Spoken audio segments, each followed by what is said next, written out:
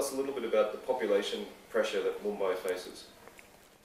Yeah, actually, in Mumbai metropolitan region, the growth of population is huge. We have certain pockets in MMR like Mira Bhainder, Vasai Virar area, where the population growth is almost 13 to 14% per year. That has resulted into a lot of unplanned growth. But the plan which we have prepared through the Lee Associates of Canada estimates our population to go up to 34 millions by 2031. That means that a lot of migration also is going to happen. And that's an increase from what is it now? It is now 21 millions. While when Lee Associates prepared its plan in 2006, it was 19 millions. Now it is 21 millions.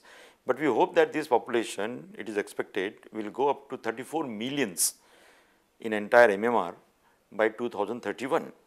So we have to plan different sectors of development, particularly infrastructure, before 2031 in such a way that life is comfortable in MMR. Because the GDP in MMR impacts GDP of whole country, Mumbai being the financial capital of the country. So with that view in mind, what we have done is that we have chalked out a detailed plan of action. Particularly the emphasis is on transport sector. We have planned about 450 kilometers of metro rail, and we have planned multimodal corridors, national highways. All that put together, the total plan envisages investment to the tune of 60 billion US dollars. And I am happy to mention that the projects worth almost $25 billion have already been initiated, and we hope to complete those projects during next 5 years or so. That will impact Mumbai city as well as entire MMR, because some of the projects will have far-reaching consequences. Because in MMR, one of the major areas to be looked at is housing, apart from transport. So my organization is planning about 500,000 houses during next 5 years, which will be a sort of a slum prevention program, SPP. And the project has started, and we hope that we would be in position to put in place about 500,000 houses, which will be given on rental basis. What is the shortage of housing in Mumbai at the moment? I mean, how many houses does Mumbai actually need? Actually, Mumbai, the unplanned growth is about 54%. So that means that about roughly about 7 million people, they live in slums and in very unhygienic conditions. So on the one hand, our projects are aimed at slum rehabilitation, and on the other hand, we want to ensure that slum prevention also happens by constructing or putting in place adequate housing stock. So we are aiming at that now. We want that at least there is no incremental rise in slums in MMR. You mentioned before when you were doing your studies with Lee Associates of Canada that if you didn't do anything, traffic would...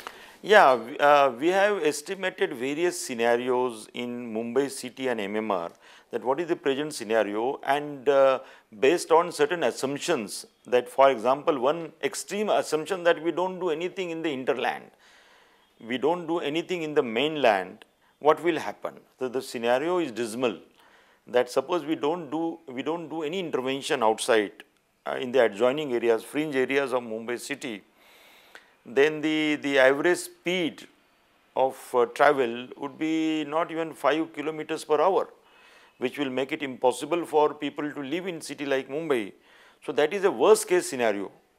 But we have taken into consideration the infrastructure which we are going to put in place, the employment opportunities which are going to be created in the fringe areas outside Mumbai city, and we have tried to strike a balance in such a way that life is comfortable during next few years' time, and that's why massive investments in infrastructure we are making. Now finally, you've also done a lot of slum clearance for your road projects.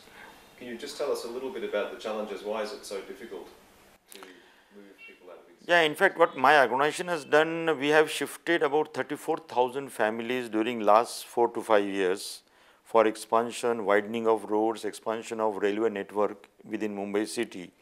And this would be by any standard world record, that 34,000 families means almost about 200,000 population we shifted from one location to the other, rehabilitated them, and lots of problems, because it's basically a human problem. When you are shifting from A location to suddenly you are made to shift to B location, your livelihood, everything is attached to that area.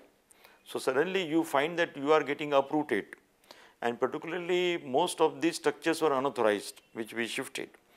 So these were basically poor people, like widows doing some grocery shop, running some grocery shop, got shifted to 7th floor in our newly constructed building. So she is not able to run the grocery shop, or vegetable or fruit vendors. So they got uprooted. So we started a livelihood cell for them, and about 1,000 women have been organized who got uprooted, and now they are aiming at a turnover of about 300 to 400 million rupees. So they have been organized, they have been empowered. So certain initiatives we have taken, but the amount of work which we have done in rehabilitation is stupendous. I think it has not happened anywhere in the world.